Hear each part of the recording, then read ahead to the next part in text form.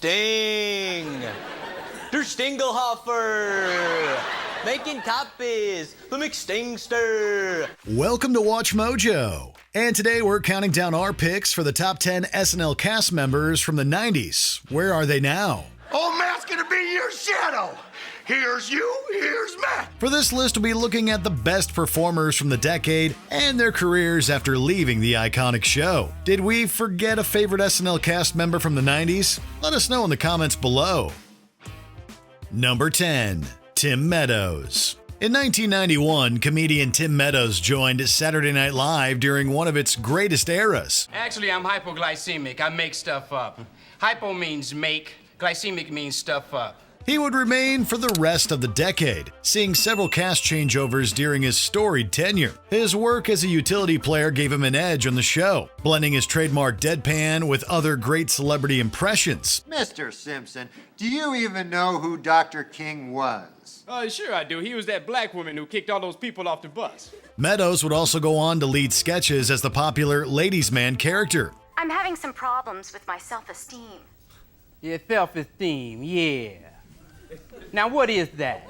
He's one of the longest-serving cast members in the show's history and actually held a brief record for his 10 seasons. After leaving in 2000, the actor went on to star in several films, such as Mean Girls and The Benchwarmers, not to mention some hilarious supporting TV roles. Just because I ate humans doesn't mean that I'm inhuman, Jake. Caleb, come on, that's not what I meant. I'm just kidding. I'm probably friends with the guy online. Number 9. Sherry O'Terry. Some people forget that Sherry O'Terry was a genuine rock star on late 90s SNL. Her on-screen partnership with Will Ferrell generated classic skits such as the iconic Spartan Cheerleaders. Oh my God, Craig! Do you realize the tryouts are in 7 hours? Yes. I can't believe we snuck into the gym to practice our chairs. Yeah. How did you learn to Jimmy a door? Where else? MacGyver. From 1995 to 2000, O'Terry regularly provided upbeat and off-the-wall characters, and her wacky energy also enhanced impersonations of celebrities like Barbara Walters. Now, Barbara, what were you doing when Nixon resigned? I was in a hot tub with Henry Kissinger and Juliet Prowse. We speculated about our nation's future, listened to some Harry Chapin, and then made sweet love to the morning sun. While some might have thought that she would have ended her career with SNL, she defied critics with memorable appearances in everything from the parody horror film Scary Movie to the animated fan favorite Shrek the Third. Oh, come on now, Fiona. You know what happens. Huh? You're tired all the time. Wherever she goes, this actress replicates her one-of-a-kind comedic style. Number 8. Norm Macdonald. Norm Macdonald's unique delivery created his cult status in comedy, but his brief stint on SNL is what made him a huge star. Burt Reynolds. That's not my name. Okay. Turd Ferguson. Yeah, what do you want?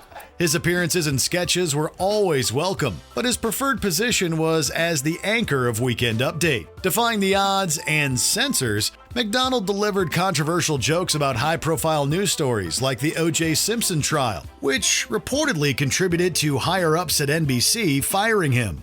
OJ's pal Al Cowlings now has a 1-900 number. For $2.99 a minute, Cowlings will tell callers that OJ is innocent. And for $3.99 a minute, he'll try to do it without laughing. Recovering from the sting, the comedian ventured out on a multi-decade run of films, television, and acclaimed stand-up shows. Highlights include the movie Dirty Work and a few wonderfully chaotic talk shows. His surprise death in 2021 drew endless tributes from other performers, many of whom considered him to be a modern-day comedy icon. Norm is the reason that I ever wanted to do Weekend Update, and so tonight, we thought we'd turn the last few jokes of Update over to Norm. Thanks. I'm Norm Macdonald, and this is the fake news. Number 7. Molly Shannon. Molly Shannon lights up any SNL sketch that she appears in. Often considered a superstar performer of the late 90s, she was also quite the superstar as schoolgirl Mary Catherine Gallagher, jumping around and throwing herself into any scene, always giving 110%. I'll kill ya!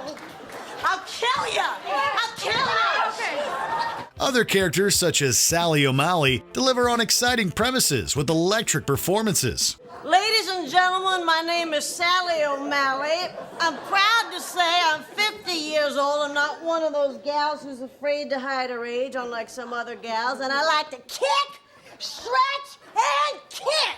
Shannon joined the cast of many successful movies after Saturday Night Live, garnering attention for dramatic roles in Me and Earl and the Dying Girl, and Other People, as well as television shows like The White Lotus. And Rachel, you were such a beautiful bride, but also very pale. But now you have a little more color and it looks great. Number 6. Mike Myers. Arriving at the tail end of the 80s, Mike Myers had a prolific career on Saturday Night Live. His work yielded a host of classic sketches during his time, many of which were wildly popular in the early part of the decade. Your story has become tiresome. Now's the time on Sprocket Family Die! Wayne's World remains one of the show's most quotable and notable skits with its rock music antics.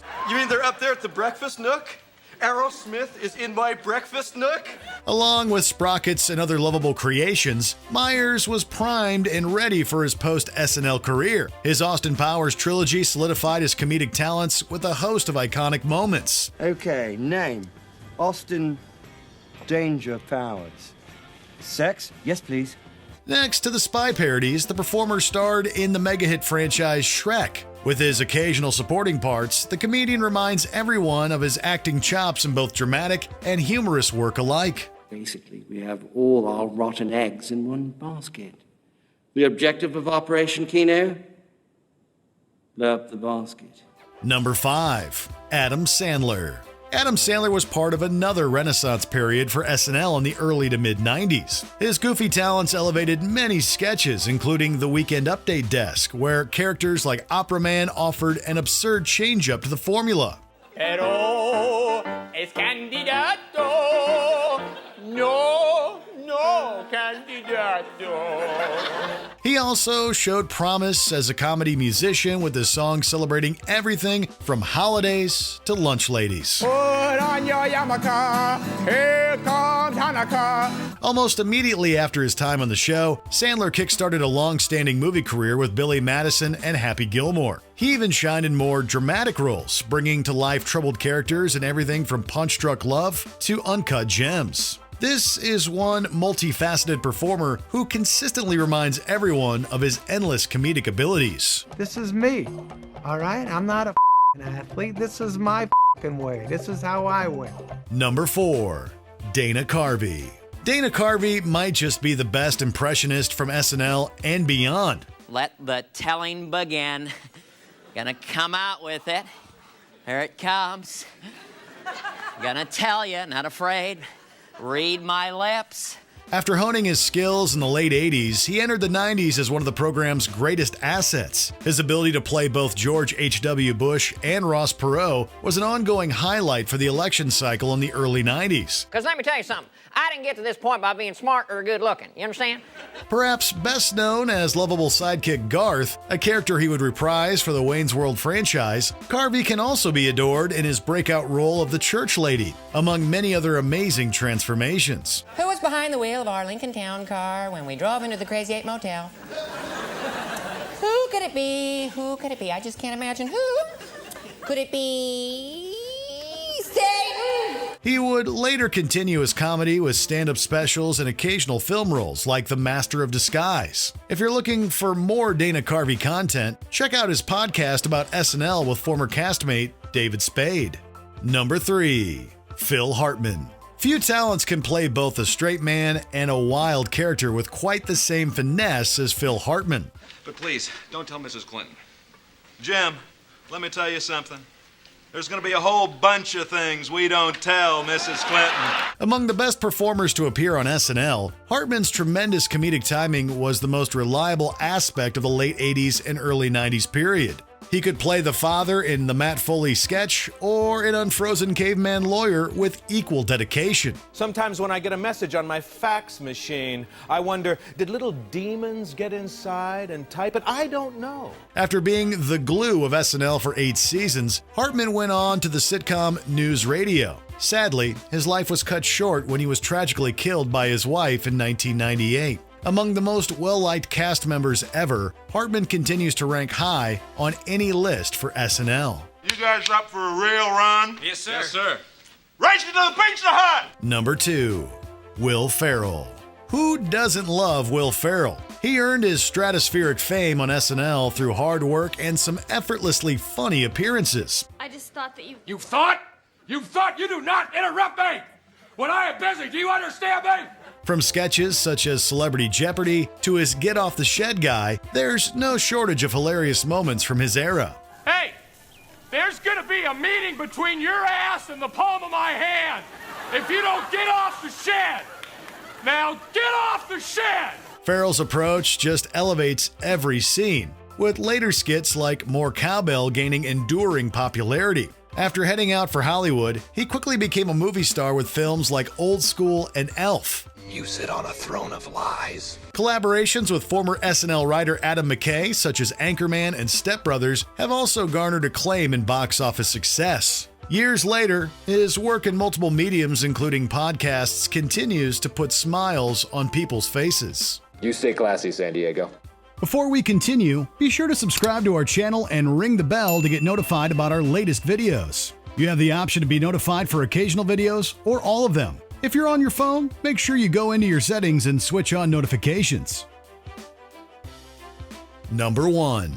Chris Farley. Chris Farley was absolutely born to entertain. Luckily for all of us, he reached the SNL stage and gave a few of the funniest performances of the decade. You son of a bitch.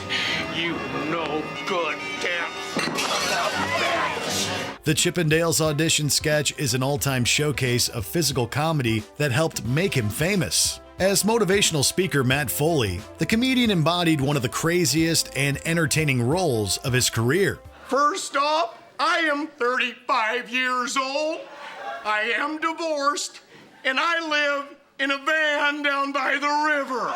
His charisma never failed to punctuate his skit, leading to his inevitable success on the big screen. Especially in the case of Tommy Boy, Farley's heart of gold shines through humor set pieces that capitalize on his many natural abilities. His untimely death in 1997 might have ended his career, but it will never alter his status as a comedic legend. Oh, son of a... That's gonna leave a mark. Did you enjoy this video? Check out these other clips from WatchMojo, and be sure to subscribe and ring the bell to be notified about our latest videos.